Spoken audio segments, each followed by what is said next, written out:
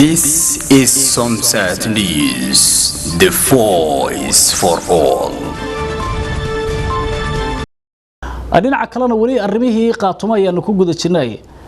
shacabka ku nool degmada qadiimiga ee Taleex gobolka Sool ayaa iyaguna aragtidooda waxay ka dhibteen imaatinka wafdiga uu hogaaminayo wasiirka caafimaadka Soomaaliland Saleemaan Axmed Ciise Xagla Toosiye ay soo gaareen magaalada Buuhoodle ee xarunta gobolka Cayn wariyahayaga Sakariya Saxafi ayaa isna warkan halka ka soo diray كاميرا تيفيغا سومسات ayaanu maanta la dhex qaadnay dadweynaha ku dhaqan caasimada maamulka Khaatumo ee Taleex si aan u ogaano fikirkooda ku aadan booqashadii wasiirka caafimaadka Soomaaliland Saleemaan Ciise Axmed Xagla Toosiye oo maalintii shalay gudaha u galay magaalada Buuhoodle ee xarunta gobolka Cayn dadkan ayaa badankoodu waxay sheegeen in loo baahan yahay adkeynta iyo midnimada Khaatumo sidoo kale waxay xuseen in loo baahan yahay in meel laga soo wada horjeesto dadka diidan jiritaanka Khaatumo tirista uu tagay Buuhoodle waxtarka uu watana la yiri laba ambalaas waxaan arkay inuu reer Buuhoodle meedkooda lagu ururiyo wallaynayaa silaanye inuu yiri waan laynayaa meedkooda lagu ururiyo ambalaasada uge fikirkayga saas soo arkaa shacabka reer Buuhoodle waxaan leeyahay wardad iyo waxaan ku ogaa dad midnimada dhulbaahante iyo Khaatumo ku midaysan ina aad daaqada ka soo galgalisaan Soomaaliland dadka kalena tiraadaan fiilada diiran haysta horta wax aqliga gali kara ma aha inay kamoona maleeyeen laakiinse laga bilaabo hadda waxa weeyaan dib la isugu noqonaya haddaan laga saarin dadka Soomaaliland ee aad soo dhexgelinaysan shacabka dhulbaahanta iyo waliba reer Khaatumo meel maamul ka shaqeeya wax aqliga gali kara ma aha inuu maamul kale yimaado oo yiraahdo mashaariic baan ka wadnaa waxa wax aqliga gali kara waxaan leeyahay si degdeg ah uga baxo ruuxaantiina Xagla Toosiye arintiisu waa wax laga yaqaaqsoodo sababtoo 320 qof oo caruur leh oo dumar leh oo oday leh ayaa ku dhintay Buuhoodle oo lagu laayay kuwa kaarayaa la jiirsiiyay dumar iyo caruur masaakiina waxba geysan waxba galabsan inuu maanta isagoo u ololeynayo yimaado halkaas waa wax laga yaqso arintaasna waxaan aaminsanahay adduunyada waxaan u sheegi lahaa ummad go'aan gaadhay horta Khaatumo waxa dhistay shacabka waxayna u dhisteen baahi inay naftooda iyo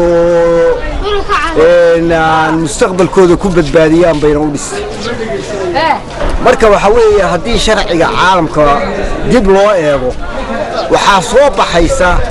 in arinta iyada cid ka hortimaada ay tahay mid dambi uu ku galabsanayo sababtoo ah waxa weeye hadda nidaamkan dimuqraadiyadda marka dhinac laga halacsado waxay ku muujinaysaa waxa shacabku dhisto oo nacayaha iskoorka inta la eegsay 99.0079 baa la evaluate gareeyay markii halka la maray qoladii G15 qolo kala iyana dhinac socoto dhinac kale wax ka evaluate gareynaysa that much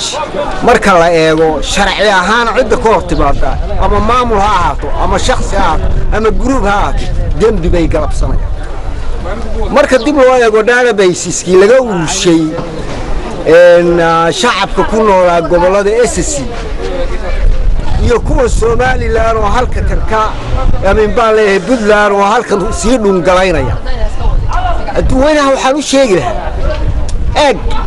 markii 45 kii la dhistay 1945 kii United Nations qodobkiisa ugu horeeyay wuxuu ahaa in la ilaaliyo amniga adduunka waxa ka horeeyay Nation League waxay ku burburtay oo ku baabacday awood bay u yeelan kari weeyay inay xasiloonida adduunka ilaaliso geesiyadii qiimaha iyo qayaab badnaa ayaynu ku weynay weerarkii ka shaalay sida awgeed waa inaydan marnaba taageerin waa inaad mar walba ka digtoonaataan wax kasta oo midnimadiina wada jirkeena sharaftiina iyo karaamadiina meel uga dhacaya Xagla Toosiye waxaan leeyahay shacabku waa ku rabeen hogaamiyaha SSC baan kugu laakiin hadda waxaan noqotay cadow toosiya awal xagna toosiya lagu oran jiray laakiin cadow toosiyan ku leenahay